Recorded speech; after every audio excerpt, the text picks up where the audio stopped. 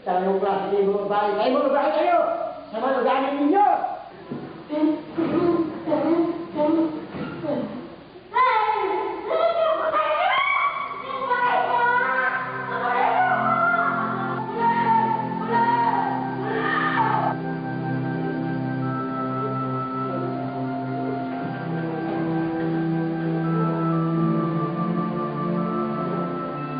Walang pinatatawad ang rabies. Sa sandaling lumitaw ang mga sintomas nito, wala nang makapipigil sa impeksyon.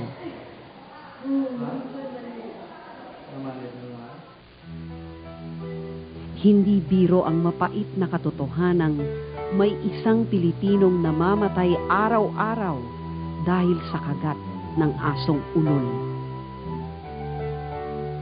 Marami sa mga ito, lalo na sa probinsya, ay lumapit muna sa albularyo o sa sukso, naniwala sa bawang at batong buhay na wala namang bisa laban sa rabies.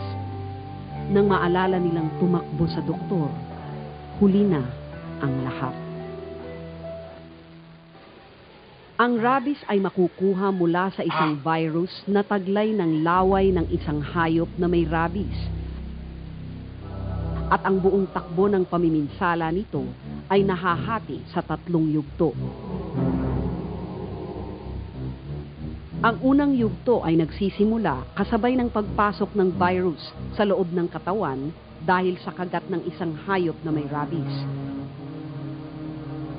O di kaya'y paghimod nito sa sariwang sugat ng tao. Hugis bala ang virus na ito. At ganito kung umatake. Kumakapit ang virus sa malusog na nerve cell at siya'y tinatanggap nito.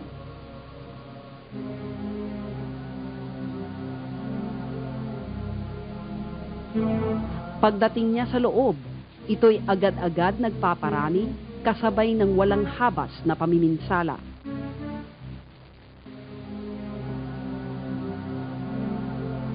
Di magtatagal, iiwanan ng bagong pulutong na ito ang kumupkup sa kanila para maghanap ng bagong makakapitan.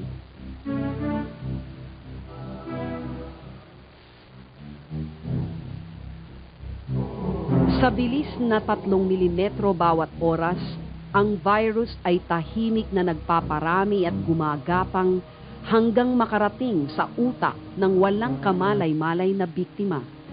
Sa 90% ng kaso, ito'y tumatagal ng 20 hanggang 90 araw. Mula naman sa utak, ang virus ay lalakbay at hindi na mapipigilan ng pagkalat at pinsala na ihahatid nito sa iba pang parte ng katawan. Sa pangalawang yugto, ang biktima ay makakaramdam na ng pagbabago, gaya ng panghahapdi at pamamanhid sa dako ng sugat, bagamat ito'y magaling o pagaling na. Sakit ng ulo at lagnat, animoy may trangkaso.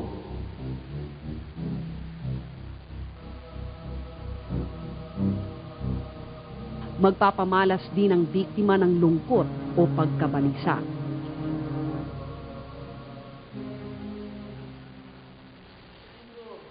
Sa mga kasong nakuna ng kamera sa San Lazaro Hospital, ang mga pasyente ay nasa huling yugto na ng impeksyon nang madala sa ospital.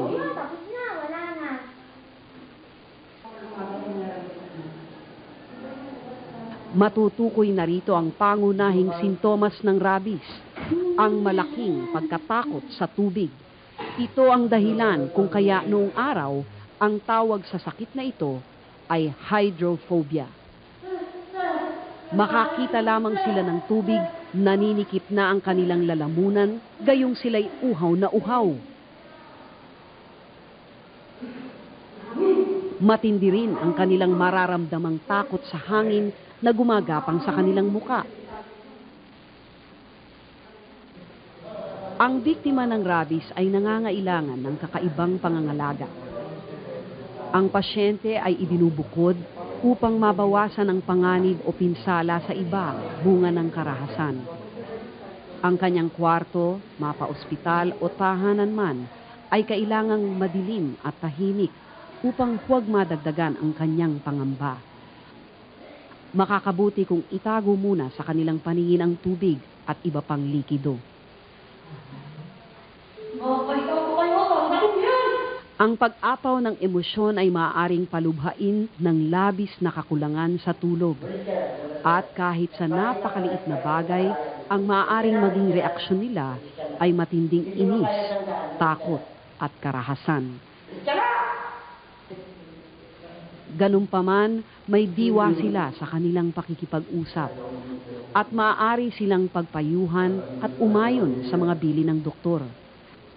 Gayon may nararamdaman na nila na napipinto ang kanilang kamatayan. Makakabuti sa pasyente kung may kapamilyang makakaniig sa mga sandaling ito. May mga pagkakataon na magpipilit ang pasyenteng kumain dahil sa tindi ng gutom. Ngunit ang lalong matinding uhaw ay hindi niya malunasan sapagkat imposibleng uminom. Makakaranas din siya ng hirap sa paghinga at paglunok at pakiramdam niya'y sinasakal.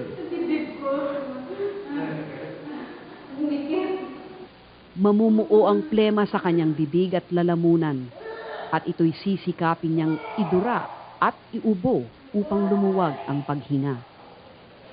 Pahira ng tissue paper ang sobrang uhog at plema at itapon ng maingat sa isang basurahan.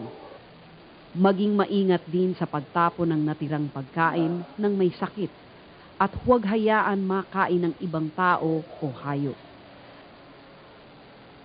Lahat ng katulong sa pag-aalaga sa pasyente ay kailangang may sapat na proteksyon tulad ng guwantes, panakip sa mata, ilong at bibig. Nararapat ding dalasan ang paghuhugas ng kamay. Kailangan bantayan palagi ang pasyente dahil maaari siyang magpumilit na makaalis sa kanyang silid. Hinahanap namin attendant, nandito kami sa 1 over. Mga sa 5, nandito kami ng mga attendant over. Andiyan na nanay mo. Hoy, huwag mo basagin yan. Dali na! Dali na! Mahahati siya sa paghahalinhinan ng kapusukan at hinahon.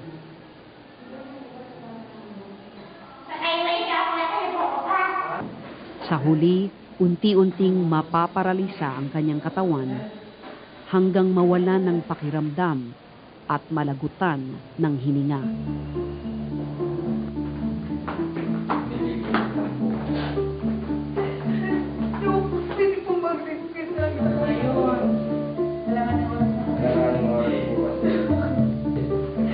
Ang silid na kinamatayan ay kailangang linisin ng lubos at gamitan ng disinfectant.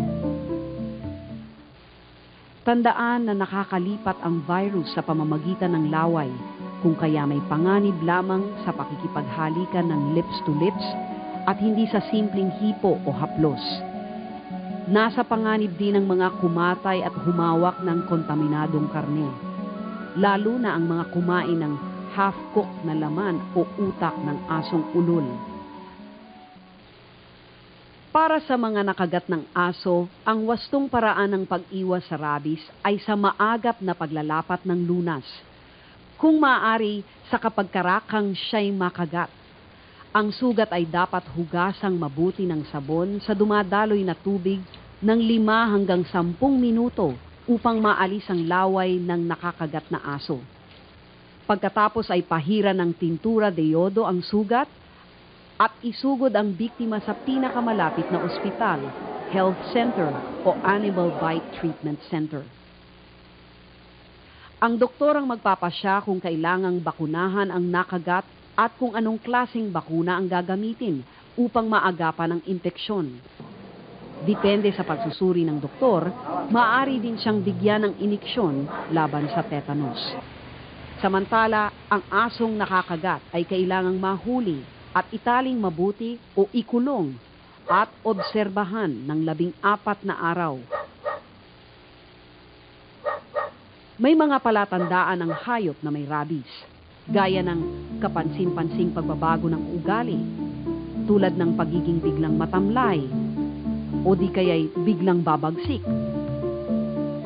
Kapuna-puna rin ang pagiging balisa ng aso. Bantayan din ang panlilisik ng mga mata. Minsan ito'y parang manhid sa sakit at sobra sa lakas. Kakagatin ito kahit anong bagay, gaya ng kulungan, hanggang sa magkasugat-sugat ang kanyang gilagid. Mapapansin din sa mga sumusunod pang mga araw ang sobrang paglalaway ng aso dahil sa pagkaparalisa ng kalamnan ng panga at lalamunan. Sa kalaunan, ang buong kalamnan ay mapaparalisa hanggang sa mamatay. Ang asong magpakita ng ganitong mga palatandaan ay kailangang isakripisyo agad ng may-ari upang maipasuri ang utak nito. Madaling pagkasyahin ang buong tuta sa isang plastic bag. Subalit, kung ang aso ay malaki na, kinakailangang pugutin ng maingat ang ulo nito. Ang maatasang gumawa nito ay dapat gumamit ng panakip sa mata, ilong at bibig, kasama ng guwantes at kapote bilang proteksyon sa talsik ng dugo at laway na maaring may taglay na rabies. Ibalot ang buong ulo sa makapal na plastic bag at ipaloob sa isang styrofoam chest na may sapat na yelo para sa biyahe patungong laboratorio. Narito ang listahan ng mga laboratorio na maaring pagdalhan ng mga ipasusuring aso.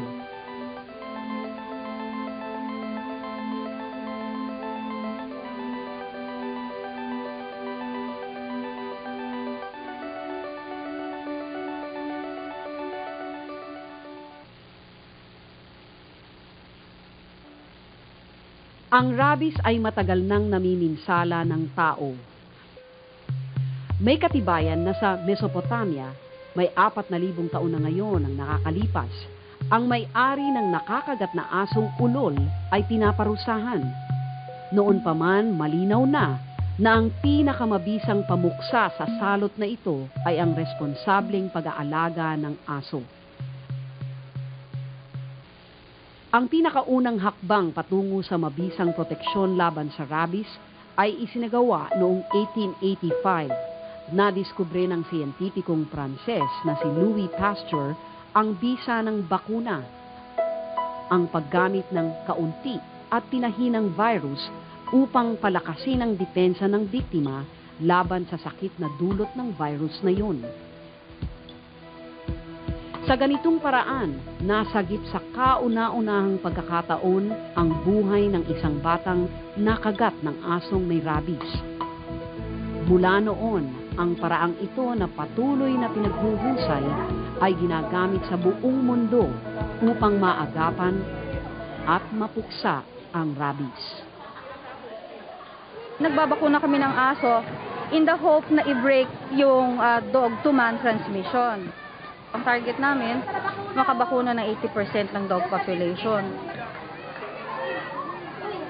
I-require po namin lahat yan, yung may aso dito na dapat ma-injeksyonan para kung magkaroon ng problema, hindi po masyadong malaki ang magiging problema na may-ari ng aso at yung makakagat ng aso.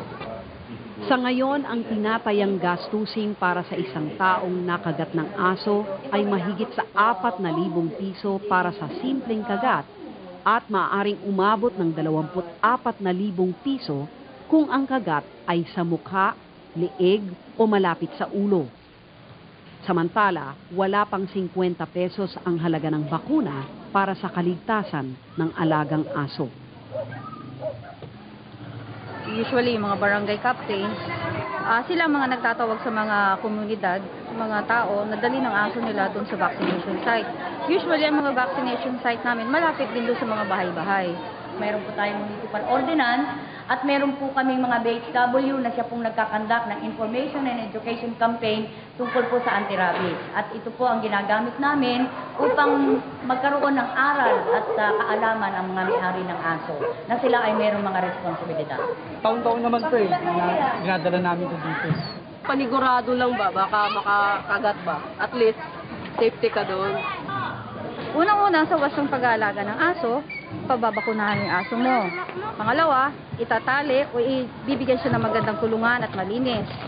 Aalagaan siya, bibigyan ng wastong pagkain at tubig at paliliguan. Yun lang ang mga wastong pag-aalaga.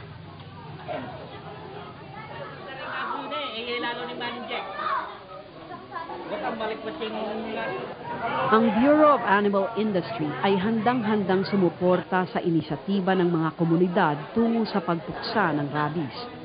At ang pinakasusi rito ay ang wastong pag-aalaga ng aso. Kung hindi po nila kayang gampanan ang responsibilidad ng pangangalaga ng mga aso o anumang hayop na maaaring makapinsala, mas mabuti pa pong wag na silang mag-alaga. Sa ngayon, mahigit sa 60 bansa na ang nag-ulat ng lubos na kaligtasan sa rabies. Kabilang dito ang Japan, Malaysia, Taiwan at Australia. Ito'y makakamit rin natin kung tayo'y tutulad sa kanilang puspusan at taunang pagbabakuna ng kanilang mga alagang hayop at kung hindi natin hayaang gumala-gala ang ating mga aso. Sa madaling sabi, kung tayo'y magiging responsible pet owners. Dapat nating tandaan na ang rabies ay isang sakit na hindi likas sa tao.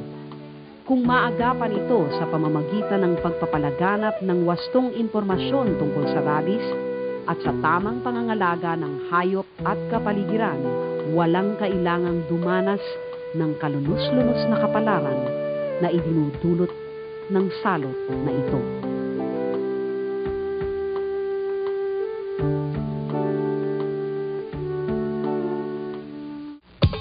Sinasabing ang aso ay matalik na kaibigan ng tao. Subalit ito rin ay maaring magdala ng rabies. Nakakamatay ang rabies.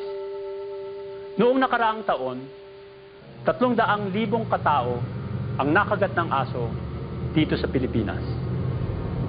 Taon-taon, 400 tao ang namamatay sa rabies.